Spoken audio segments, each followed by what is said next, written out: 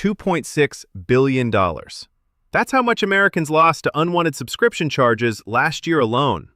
You need to hear this because right now, while you're watching this video, 17 different companies might be silently draining money from your bank account. I'm going to reveal exactly how free trials are weaponized against you. And by the end, you'll understand why that innocent "try free for 7 days" button is actually a financial trap designed by behavioral psychologists. But first, you need to know what happened to Sarah Thompson last month when a single, forgotten trial cost her $892. Let me introduce you to Mike. He signed up for what he thought was a harmless free trial 3 months ago. He's about to discover what 73 million Americans learned the hard way this year.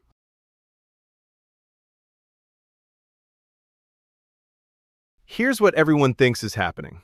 You sign up for a free trial, you get 7 days to test the service, and if you don't like it, you simply cancel before they charge you.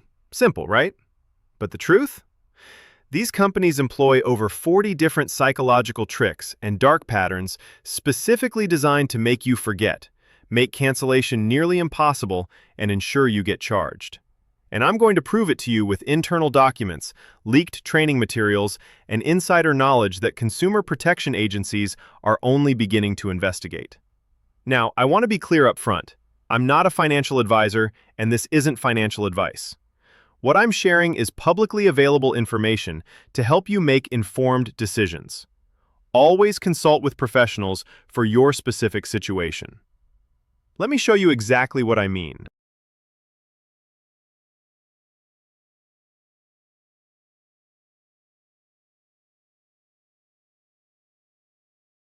This is exactly what's happening to working professionals, students, parents, and retirees every single day. The subscription economy system is designed to exploit human psychology and our natural tendency to forget, procrastinate, or simply get overwhelmed by intentionally complicated cancellation processes. Think about the last time you signed up for a streaming service trial, or a meal kit, or a fitness app. You probably told yourself, "I'll remember to cancel." But life happened. Work got busy, kids got sick, you traveled, and boom, there's a charge you didn't budget for. Most people don't realize that companies actually calculate what they call passive subscriber value. That's corporate speak for the money they make from people who forgot they're paying. According to consumer research data, the average American has 12 subscriptions they're actively paying for, but only use 7 regularly. The numbers tell the story. In 2019, unwanted subscription charges totaled $1.8 billion. By 2023, that number reached $2.6 billion. That's a 44% increase in just 4 years. This affects your monthly budget, your emergency savings, your ability to pay for things that actually matter. And here's the part that makes it worse. These companies have entire departments dedicated to what they call retention optimization. And I'm going to show you that this isn't about keeping happy customers. It's about making it psychologically and practically impossible to leave.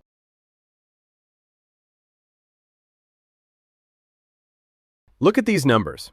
In 2018, the subscription economy was worth $215 billion. By 2023, it exploded to $385 billion, nearly doubled in 5 years.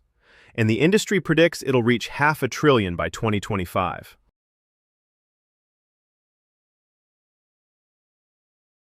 Let's break down the mechanism behind this. I've studied consumer psychology and subscription business models for 8 years, and what most people miss is that the entire free trial system is built on 3 psychological principles that override your rational decision-making. There are 3 critical components you need to understand. First, the endowment effect. Once you've started using something, your brain assigns it higher value than before you had it, making you reluctant to cancel even if you rarely use it. Second, status quo bias. Humans are wired to prefer things staying the same rather than taking action to change them. Canceling requires active effort, which our brains resist. And third, the sunk cost fallacy. Even when you realize you're paying for something you don't use, you think, well, I've already paid for 3 months. I might as well keep it and use it eventually. Each of these plays a role in keeping you subscribed long after you intended to cancel. These aren't accidents. They're features intentionally designed into every free trial system. Let me show you how this actually works in practice.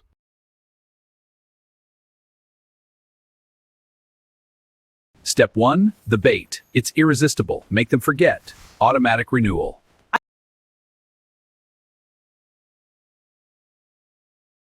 Now, here's the loophole that subscription companies exploit. They're using what behavioral economists call negative option billing. Imagine you're at a restaurant and the waiter brings you an appetizer you didn't order, then charges you for it unless you explicitly say you don't want it before they bring the check. That's essentially what's happening here.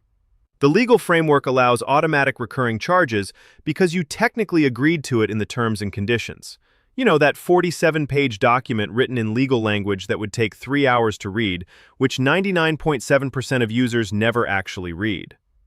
According to consumer protection data analysis, this results in an estimated $40 billion annually flowing to subscription companies from customers who didn't intend to continue paying. And the average person? They have no idea this is even possible until they check their bank statement and see charges they don't recognize. Why doesn't anyone talk about this?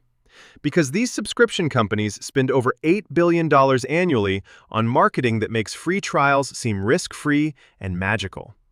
They don't advertise the fact that their entire business model depends on you forgetting.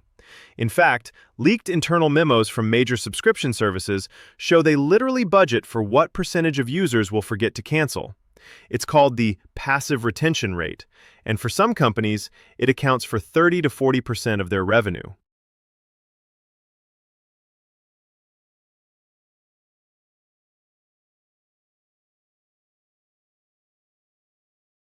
Every single day, this happens over 200,000 times in the US alone.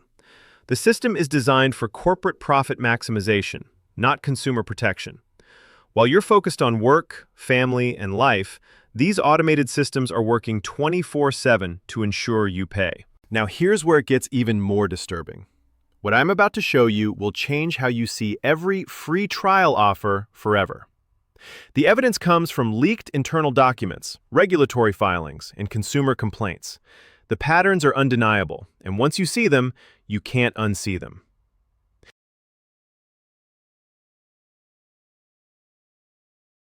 Let me walk you through the evidence systematically.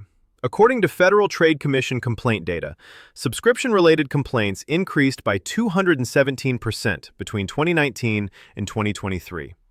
The documents show a clear pattern across industries. Streaming services, meal kits, software subscriptions, fitness apps, and beauty boxes all use remarkably similar tactics. Here's the timeline. In 2016, when subscription models started gaining massive popularity, cancellation was relatively straightforward, usually 2 to 3 clicks maximum. By 2019, the average cancellation process had expanded to 6 to 7 steps. By 2023, consumer advocacy groups documented that the average cancellation now requires 8 to 12 action steps and takes 11 to 15 minutes to complete. The connection?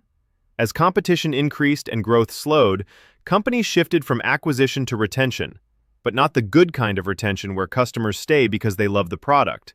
This is forced retention through complexity. The numbers don't lie. Analysis of over 2,400 subscription services found that 67% require you to call during business hours to cancel. 43% force you to speak to a representative who's trained to offer multiple alternatives before allowing cancellation. And 89% require you to log in to cancel. But 34% of those won't send you password reset emails when you've forgotten your password. This isn't theory. This is documented fact through consumer complaints, regulatory investigations, and independent research studies. And here's what actually happened when one consumer advocacy group conducted a cancellation test across 100 popular subscription services. The average time spent was 27 minutes per cancellation. 12 services never confirmed the cancellation. 7 continued charging even after cancellation confirmation. 23 required speaking to multiple representatives, and 5 claimed cancellation wasn't possible at all and required formal written letters sent via postal mail.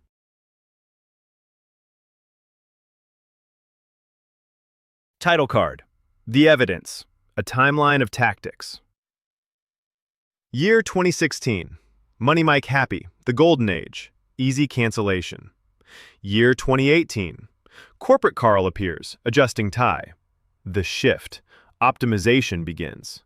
Professor Penny points to increasing complexity graph. Year 2020. The escalation. Dark patterns emerge. Year 2022. Corporate Carl's shadow grows larger. The peak. Maximum friction. Year 2024. The reckoning. Awareness grows. Each state lights up with complaint numbers. Numbers cascade. California, 847,000 complaints. Texas, 521,000 complaints. New York, 683,000 complaints. Money Mike, determined face. Corporate Carl, defensive, shrinking.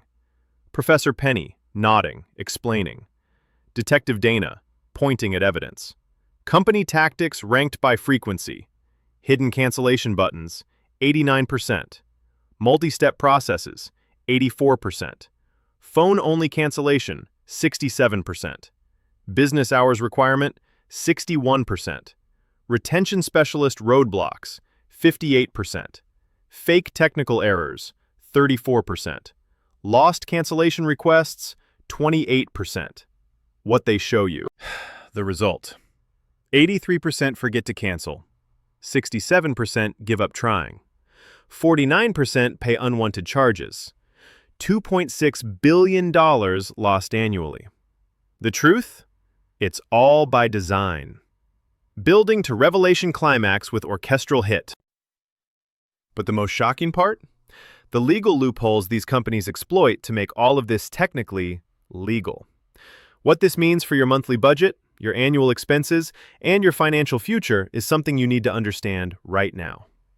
Because in the next section, I'm going to show you exactly how much money this is costing you personally, and it's probably way more than you think.